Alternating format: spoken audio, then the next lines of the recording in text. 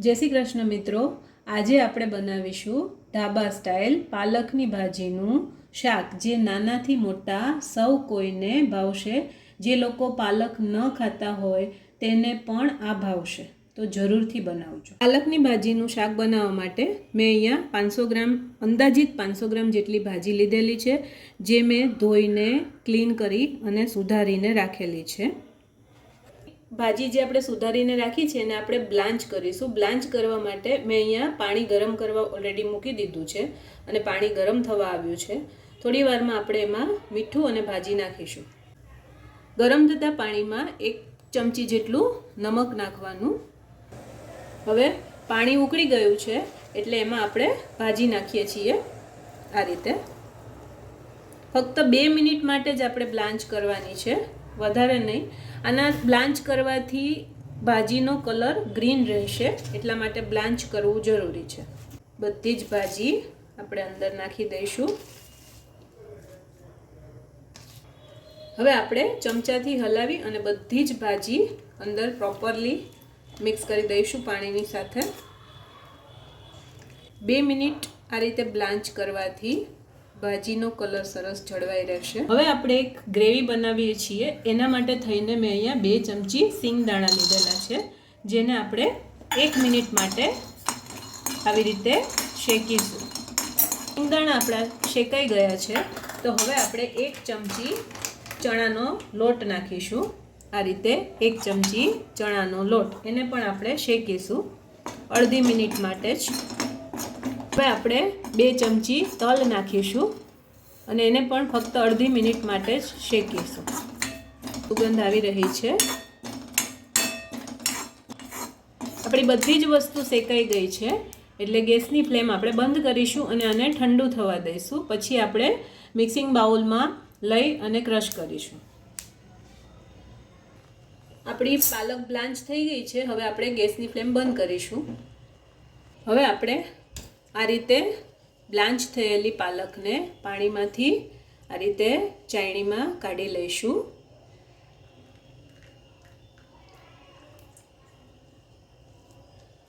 Blanch કરેલી પાલક આપણે બધી જ ચાયણીમાં લઈ લીધી છે। એની કુકિંગ પ્રોસેસ સ્લો કરવા માટે આપણે ઉપર આ રીતે ઠંડુ પાણી રેડીશું, જેથી કરીને એની કુકિંગ પ્રોસેસ સ્લો થઈ જાય। આ રીતે બધું ઠંડુ પાણી નાખીશું।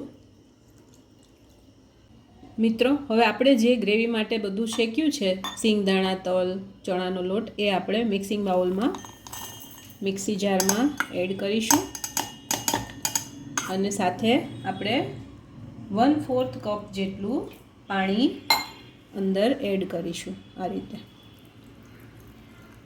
અને હવે આપણે ક્રશ કરીશું। આ રીતે આપણે પેસ્ટ તૈયાર કરીશું।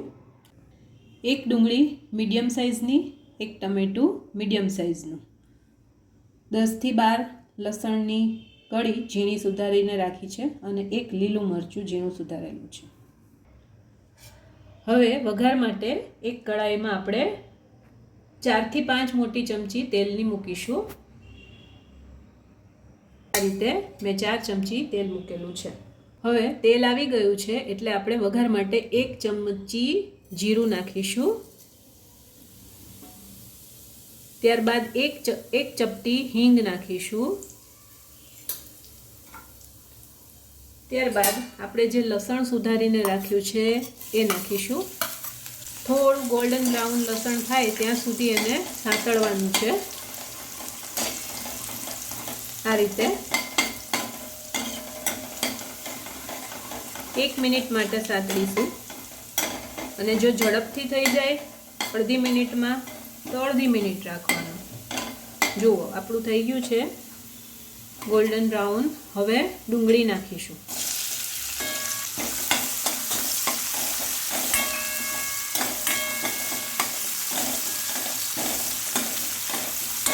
ડુંગળી નાખ્યા પછી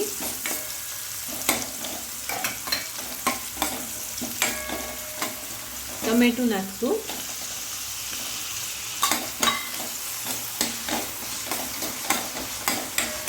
ત્યારબાદ લીલું મરચું,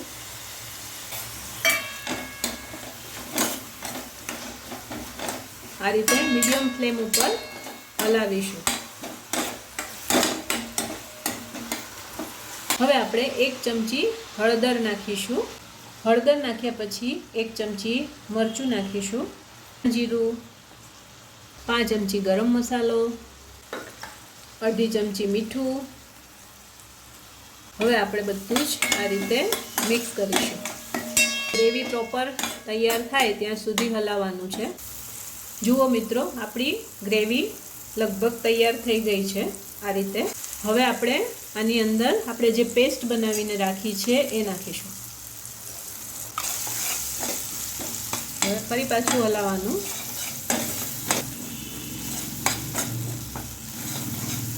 આપણે જે મસાલો કર્યો છે એ બધો જ ગ્રેવી સાથે મિક્સ થઈ જશે. અંદર ચણાનો લોટ છે, સિંગદાણા છે, તલ છે.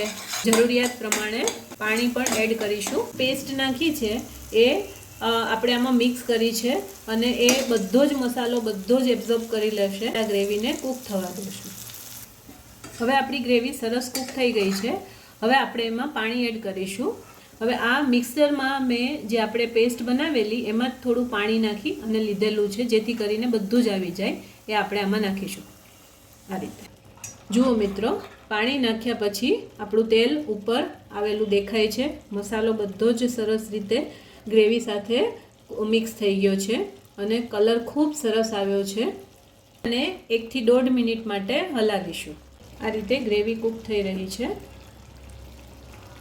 જુઓ મિત્રો, આવી રીતે તેલ છૂટું પડી ગયું છે. હવે આપણે એમાં પાલક એડ કરીશું.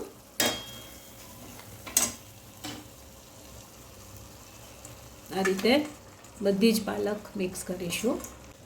હવે આપણે હલાવીશું. આ રીતે બધું જ મિક્સ કરીશું સરસ રીતે.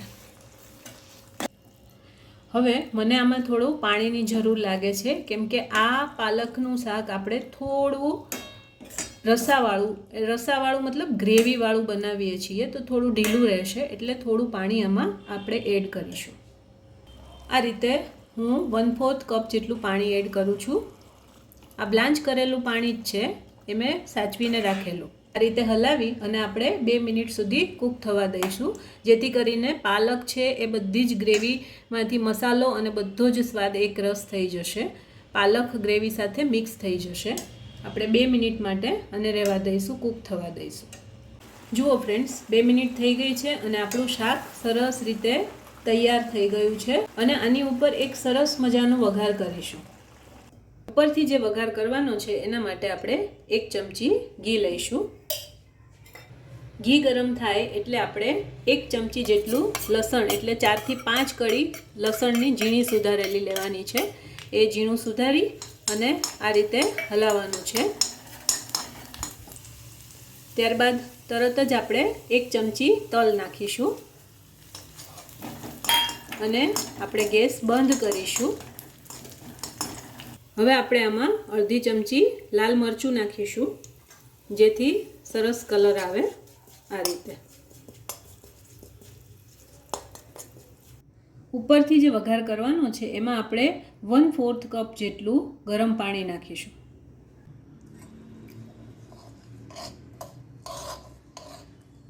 જેથી મસાલાનો કલર સરસ આવી જાય. હવે આ આપણે આપણા પાલકનું જે શાક બનાવેલું છે એમાં નાખીશું આ રીતે. હવે આપણે જે ઉપરથી વઘાર કર્યો છે એને આપણે આ રીતે હલાવી દઈશું. જુઓ મિત્રો, હવે આપણે સરસ રીતે હલાવી દીધું છે. 1 જ મિનિટ માટે આપણે રાખીશું અને પછી આપણે ગેસની ફ્લેમ બંધ કરીશું. જુઓ મિત્રો, આપણું ઢાબા સ્ટાઇલ પાલકની ભાજીનું શાક તૈયાર છે. હવે આપણે ગેસની ફ્લેમ બંધ કરીશું. તો મિત્રો, આપણું ઢાબા સ્ટાઇલ પાલકની ભાજીનું શાક તૈયાર છે.